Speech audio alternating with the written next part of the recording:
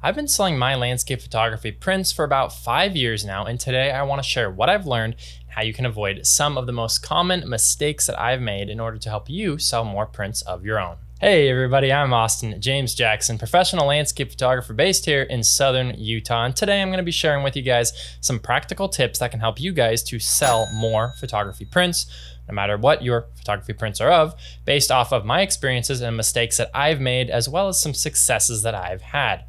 Now, like most people, my print selling journey started off on a website, then it moved to small markets and art shows, and now it lives at bigger markets and bigger art shows. Now, whether you're someone who has yet to start selling their prints, or maybe you're someone who's been selling for a few years now without much success, I'm really stoked that you guys are here, and I'm going to do everything that I can in order to help you achieve greater success in a lot shorter amount of time than I did. First tip I want to mention here surrounds pricing your work, which is something that so many photographers, like probably everyone that's new and starting out with, struggles with. If you go on Google, you're probably going to find one person that might tell you you should be marking your photos up 6 to 10 times, and then you'll find someone else telling you to only mark it up like 1.5 times. So I've really played around with my prices for a while now. I've done everything from really cheap to really expensive and in between. So I'm going to share with you my 2 cents here. Now, it's important to know what your goals are and where you're going to be selling your artwork. Are you hoping to get into a gallery selling limited edition prints where you'll be satisfied selling less than one a month, but you're going to be making a huge profit on each piece? Or do you want to sell hundreds of prints at a lower cost, getting your photos on the walls in as many different homes as possible? Either way, if you're like most people, I think that you're probably somewhere in between. That's where I was, at least. Now understand that you likely won't see success at that really high limited edition price point right off the bat. People who buy these prints are usually going to be collectors, and they're going to be people that buy from artists that have a value. No offense, but if you're newer to selling artwork, I'm sorry, but your artwork doesn't have a value, at least not yet. And mine doesn't either, to be fair. This could be something to build towards, but I'm guessing that if you're here watching this video, you aren't quite there yet, and that's totally okay. Now, personally, I don't plan to spend enough time and money to get myself there because I have other forms of income for my photography business, and I look at print sales just as kind of a little bonus and a change of pace and something I can do on the side. Now, on the other hand, pricing your photos low might get you more sales, but you're gonna have to work so much harder. I've actually found that you may even sell less at a really low price point. Now let me explain. If I print a 20 by 30 on metal, it costs me probably about $150 here in the United States. To do that, I could sell it for probably $200, making a really small profit. But the problem is that someone who's concerned about the cost generally isn't gonna be spending a couple $100s on artwork anyways. They're gonna be going to Target or IKEA and buying wall art there that's really cheap. If you have to question if you can spend $200 versus $400, you probably aren't going to be buying a medium-sized piece of art. I found that the best success for myself is by 2.5 to 3 multiplying 2.5 to 3 times whatever the cost of your photo is. That's what you should sell it for. Now, by doing this, you don't price out the upper middle class buyer that wants something nice in their home. And this upper middle class buyer is going to be mostly the people that you're going to see at art shows looking at wall art. Now, long story short, I would recommend pricing your work about 2.5 to 3 times whatever you paid for it. Sure, it'll take you a while to make your money back, but just being out there, you will make connections, and hopefully you will find someone that wants to place an order, which leads me to my next tip here. Now, order sales are huge. As much as you'd like to see prints fly off the wall, it's not realistic considering everyone needs a really specific size, and of course, you'll never have the photo that they like in exactly the size they need. Getting orders is actually a really great way to make money because if you have the drop shipping set up with your print shop, you can have the print directly shipped to your customer, meaning that you never have to touch it or do anything with it. Best case scenario, you might even get an office or business that wants to hang multiple photos, leading to a much larger sale. And if it helps make a sale, you can offer a quantity discount to businesses. Something like 10 to 20% off for 3 or more prints is probably a good place to start, but you'll have to gauge each scenario differently. Now, I can't recommend enough doing free shipping. Can't even tell you how many people will be turned away if they know they have to pay for shipping. Especially on larger prints, shipping is really, really expensive. Now, both the labs I print at offer free shipping above $150, so it is perfect for me in order to give them free shipping. Even if you don't have a lab that will ship for free, I would really recommend pricing that shipping cost into the cost of the print and then telling your customer that you can do free shipping. It's just going to sound so much better for the customer to know that this is how much I pay. I don't have to pay for shipping on top of that. Now, ordering only works if you've got the right sizes in your booth. Tip number 3 is that you need a wide range of different size prints. If all you have is 12 by 18s on the wall, you will not get someone to order a 40 by 60, trust me. Do not waste your time selling the small stuff. In my opinion, those little 12 by 18s and small matted paper prints that you see some photographers have, they're a waste of your time. It's just one more thing you have to haul around, one more thing that's gonna break that you're gonna lose your money on. You're not gonna make much money on each sale either. Now you can try to sell them if you want a little morale booster, because sure, you'll probably sell 1 or 2 every once in a while, but honestly, I've only regretted everything that I've printed small. It's all still here. It's in the corner of my office over here, and I regret printing it. I really just wish I would have printed all large stuff. Now you need to have a large panorama or 2, and then at least 1 really large print, like a 40 by 60 size at least. I've been bringing what's called a triptych with me to my art shows, and that has been a huge hit. I had this particular photo printed in 3 30 by 30 squares, making it 30 by 90 overall. So it's 3 different pieces, and I sold multiple of those. I got multiple orders. People loved it because it fit a size that most artwork doesn't. A 30 by 90, it's really skinny and it's really long. A lot of people were like, oh, I don't have much wall space, but I do have the wall space for something in that size. So then I decided to mix it up, and I decided to print this photo on 3 60 by 30 panels, which made the overall image 60 by 90. Just having these large pieces can help show art buyers that my work can be printed that big, and it'll still look good when it's printed that big. Additionally, I always think you want at least 1 really large photo as a real attention grabber to get people to stop walking and come take a closer look, especially at an art show or a market. Choice of that photo is really, really important, which leads me perfectly into tip number 4. Now, your big attention grabber, like I just mentioned, needs to be something that will resonate with your buyer, as does at least 80% of the rest of your work, if not 100%.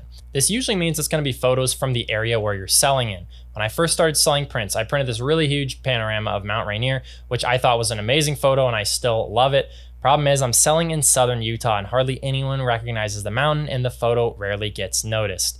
Now, fast forward to today, that photo that I tried bringing to so many art shows now lives in my kitchen. It's in my house, which is not bad, but I would have rather had sold it. If I was selling at an art show in Seattle, Washington, right where Mount Rainier is located, that photo probably would have been the star of the show, but not down here in southern Utah. So print things local to the area you're in. I find that at least 90% of the people that buy my work, they all have a connection to what's photographed. For example, some people have fond memories of going to Lake Powell as a kid. Maybe it was their last hike with their sick dad in the Narrows in Zion, or they just want something from southern Utah in order to display in their home. It's really rare to sell something to someone if they don't know what it is. Selling abstracts are a completely different ballgame. I think these photos sell best to interior designers trying to decorate a home, which are really hard to land when you first start selling. I'm not going to dive into that in this video, but I did just want to make a quick note on that for those of you landscape photographers that shoot and print those abstracts. So essentially, separate you and your feelings about the photos that you have when you decide what to print. You've got to think like a buyer, don't think like an artist. Tip number 5 is to make sure that you're sharpening and resizing for print, which I cover how to do in this video right here. Now, if you're going to spend a few $1,000s on prints, make sure that the photos look amazing. However, I can tell you, even if you don't have perfectly great photos that are sharpened and resized, you probably will still sell. I see it time and time again with photographers that have images that aren't sharp and they don't look well blown up, and they still sell. As a photographer myself, it drives me crazy when I look at other people's booths and their photos are not sharp. You can tell they haven't resized them, but they still sell. So at the end of the day, they're still making money. But I think if you follow the other 4 tips, your photos will still sell, even if you're not doing this. But the kicker is that I do have people almost every single time I do an art show that come up to me and they mention how my photos are so much sharper or so much clearer than others at that show, which has gotten me a few extra sales here and there. So if you have a good attention to detail, you will maximize your chances of making the sale. Now, tip number 6, that you have to destroy any objections that someone might have if you want to sell. This goes for trying to sell anything in your life, but selling prints is a little bit different. If you let somebody leave their booth and they say, oh, I'm gonna think about it and come back, they likely won't come back. So if you want to make that sale, you need to figure out what their objection is. You definitely walk a really fine line between being too salesy per se versus just going to their objections. Common things I hear people say include some of the following. I'm not sure if I'll be able to hang something that big by myself. And so I say, no problem. If you're in the area, you live in the area, I'll come hang it for you for no extra charge. Or I'm visiting on vacation and we wouldn't be able to get it home. No worries, shipping is free. I can ship something for you. It won't cost you any more and it'll be there by the time you get home. I also hear, I'm afraid a metal print is going to catch too much glare in our living room with all the windows. I say, no problem. I can do a matte finish. Here's what that looks like. And I bring out my matte finish photo that I have to show them, which is crucial. You got to have it if you want to sell it. Or I can do a canvas print, which I also have right here, and those aren't reflective. It's key that you don't play the car salesman here.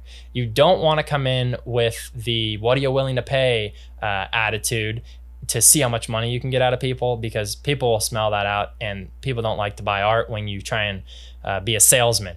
Don't offer discounts after the fact. Like if they say, oh no, I can't do that. And then you come back and immediately say, well, could you do this much? How about this much? And you don't do that either. So occasionally, very, very rarely, if I know someone's really conscious about the amount they're going to spend, the only way you can approach a little discount to try and make the sales is say, hey, the print shop's doing a 15% discount this weekend. I can transfer that discount to you if you wanted, but I don't do this very often. If you do this all the time, people will figure out. So this is something you want to use very sparingly, but it is something you can kind of have in your back pocket. Finally, my 7th tip is to be personable. People want to buy art from artists that they like. If you can relate to somebody in some way or just be a cool person, you're going to be way more likely to make that sale. Make sure that you, the artist, are present in your booth at all times. Not your spouse, not your assistant. People want to talk to you. If they're going to buy your work, they want to talk to you. They want to get to know you. And yes, you will have to deal with the constant talking to people who are not interested, but that's all part of the business. If you're a landscape photographer, I highly, highly recommend putting up small tags next to the photo with the name of the photo, the price, and most importantly here, the location. This is going to save you hours and potentially lost customers that didn't want to wait to talk to you when you get one of those "where's this" people in your booth. Every time I show my photos, I get tons of these people that want to know every location. They want to ask about hikes, or they want to tell you about their trip to the place that you photographed.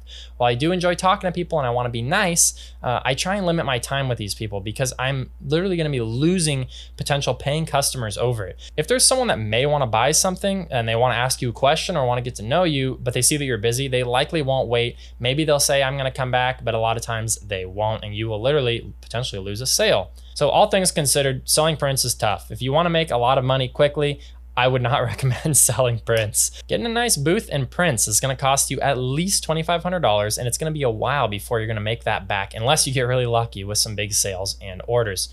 Last thing, I just want to say, don't be discouraged by all the be-backs. These are the people who are going to say that they'll be back, and 9 times out of 10, they won't be back. People that say, I'm going to call you, I'm going to contact you, 9 times out of 10, they won't. Don't be discouraged by this. It's nothing about you. That is just selling art in general. So hopefully this video is helpful to some of you guys to help you to sell more prints.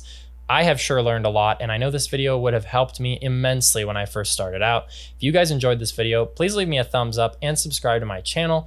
I post weekly videos helping you get better at photography, and I think that I can really help you out no matter where you are in your photography journey. Thank you guys again so much. We'll see you guys next time. Have a good one. Bye-bye.